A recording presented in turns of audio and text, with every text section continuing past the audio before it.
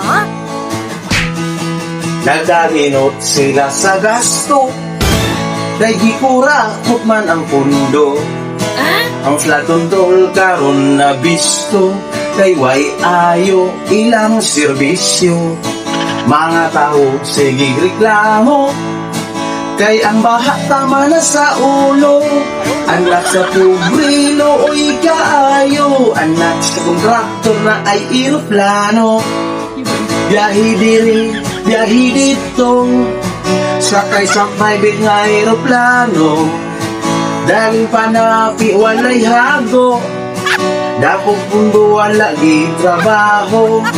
Kay gibusa man sa mga pundo, ang buhis sa mga tao. Nasa tubig ang crocodile, dahil doon sila nabubuhay.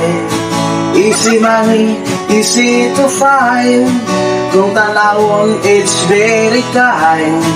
That's why Philippines sa puputang, kay ikakuman sa mga kagwang.